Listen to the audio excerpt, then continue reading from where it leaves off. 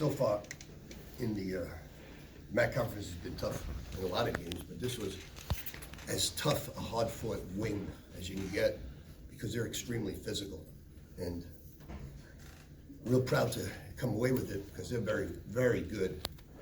And that type of physical play you don't see too much in basketball. And we scored 56 points in the second half, had 10 assists, and we picked it up, which was good. So I'm real proud of the guys. Another great victory, and we're 18-3, so it's great. What was the change in the second half? Well, I think that more than anything else, you don't usually win games when a team shoots 10 for 15 from the three-point line, but they had a bank shot, they had a corner shot that was challenged, and they made tough shots. We just wanted to pick up the pace by playing awesome defense, and we started to, and we had to use our bench to win this game. Osborne had to play well, and the guards had to play well, so the bench was key to us. Hey, Coach, what would you have to do when Nelly and Elijah both got in foul trouble? You had to really go into your bench with Myers and Walter Clayton. Yeah, subbing doesn't bother me. I think Osborne learned a valuable lesson tonight on the, not blocking out on the foul line. And he tried, but he needs to be 240 pounds, and he's not. He's 215 pounds.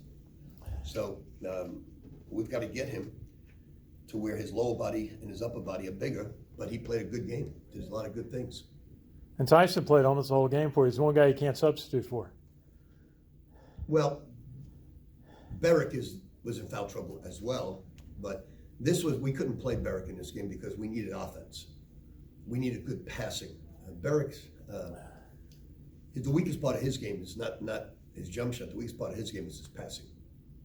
Rick, you've talked so much about Ryan Myers and how much he's lost now as the backup point guard. He does some stuff on the ball and goes for 17 points today. What can you say about what he's done the last few weeks? Well, he took a great shot in the head tonight, and he just gutted it out. He's playing well of late. When I moved him to the point guard position, he's played much better than at the two guard. I think when he plays at two guard, his matchup physically, it's tough for a 6-foot guard, and that's what he is. And last year you mentioned he needed to move with the basketball a lot more. How much has he grown in that area? A lot.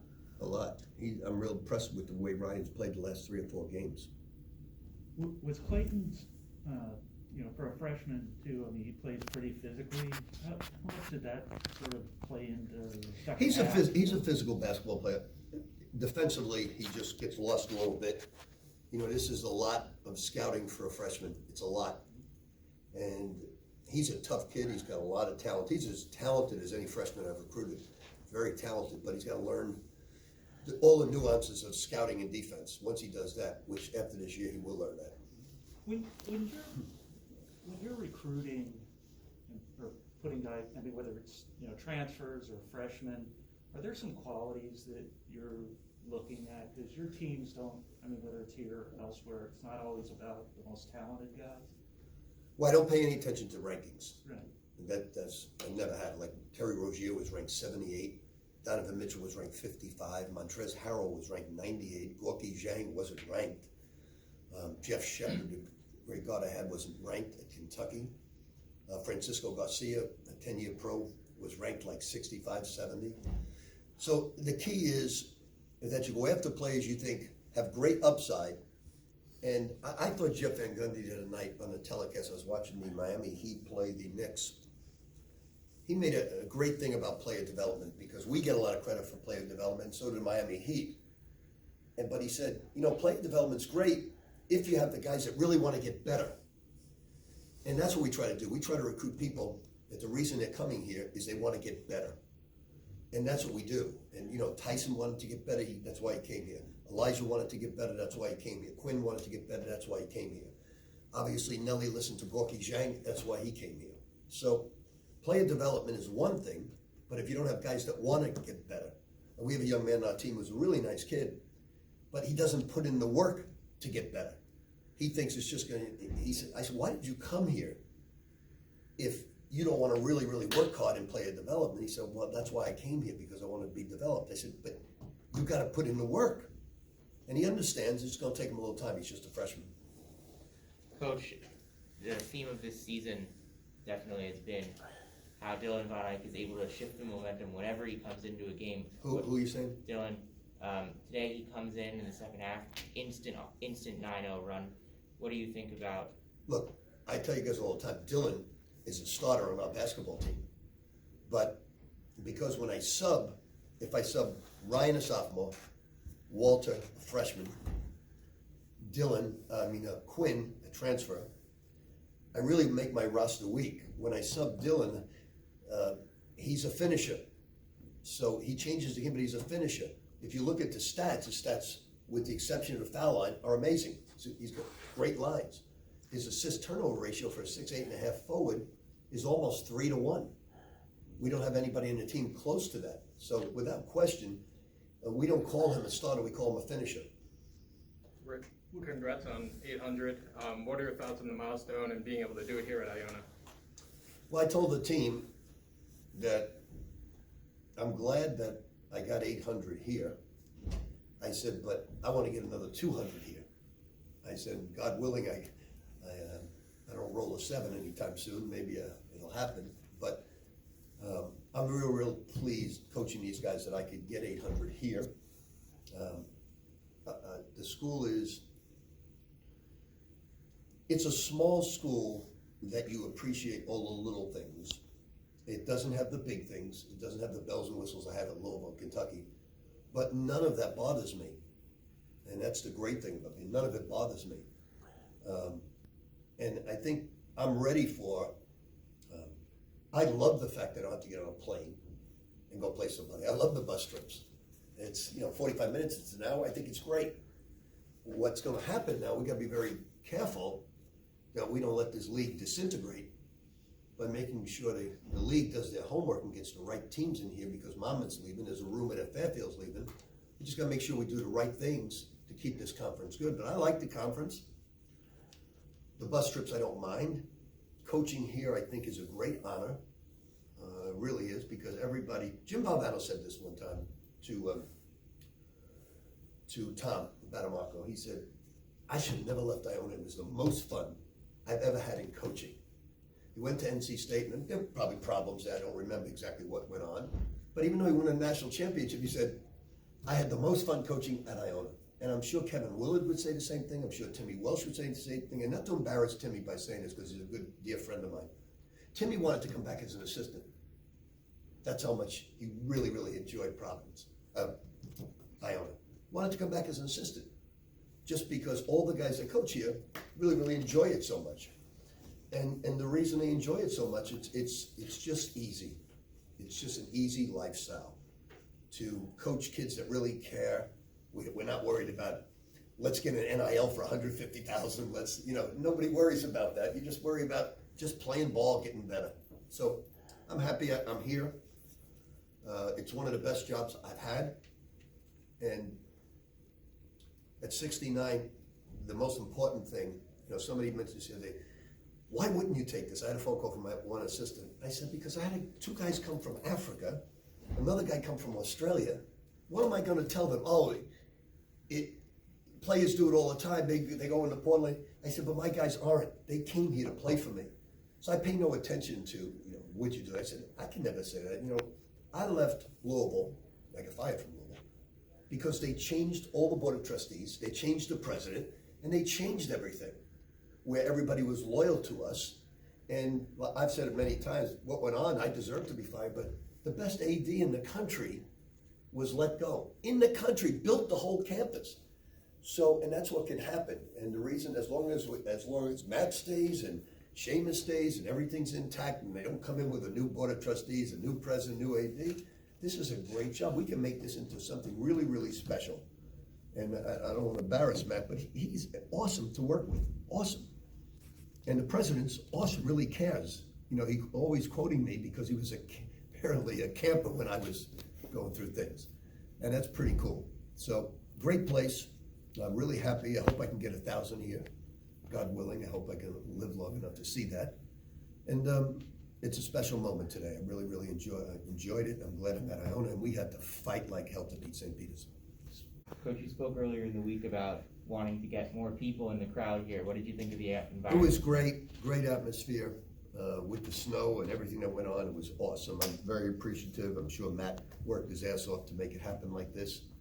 Very appreciative, and there's certain milestones. You get the ball, and getting the ball here is really going to be special, to put it in my case.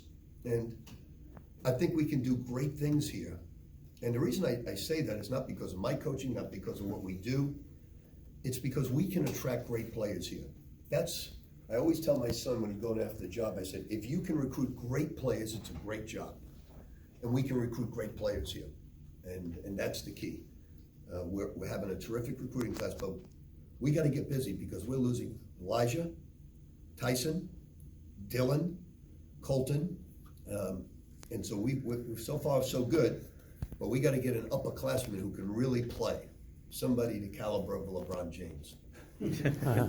Coach, what is it like for you to be back in the New York City area? You grew up here, and just a couple of Big East programs in the area, recruiting as a draw. What is it like for you to be at Iona in New York from that point of view? Well, that's what I wanted.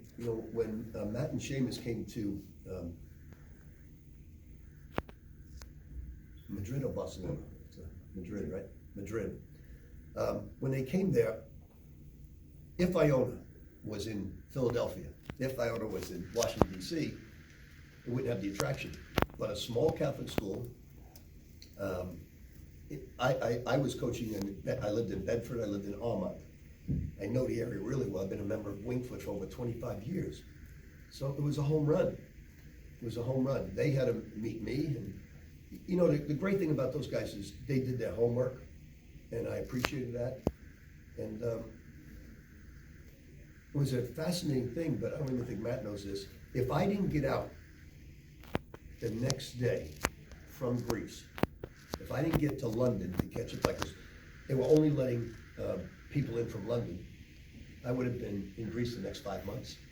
I had literally 48 hours to get to London and get out. Knowing that now, I didn't know that then. Not many people would complain about being stuck in Greece for 5 months. Well, I wouldn't have been a coach if I owned it. You're right there. I mean, I had a great time for 2 years, but I would not be. I don't think President AD wanted me in Greece for 5 months. From the way you're talking about the experience the last year or so, it almost seems like you're been reinvigorated almost for your appreciation for coaching. How is coming back to this program and kind of taking the reins after Cluis left? Has it almost brought you back to when you were first coaching, D1 programs early in your career? I think that when you're my age and you want to coach, if you can coach 6 or 7 more years, we know my window's closing. So you want to put that little book by Spencer Johnson, The Precious Present, which I've read to all my teams. It's a gift. You can say it's a gift at 69. You can't say it's a gift at 35 because my window is closing. So I want to get the most out of every single day in player development. I want to get the most out of every single game because I know it's this, and it's going to when that time is, and I know when my time will be up. It's when I can't do 4 player development sessions at 8, 9, 10, 11. You know it then. When you start saying to your assistants, hey, you handle it, I need to get a little more rest. Then it's time to walk away. But fortunately for me, I'm not close to that.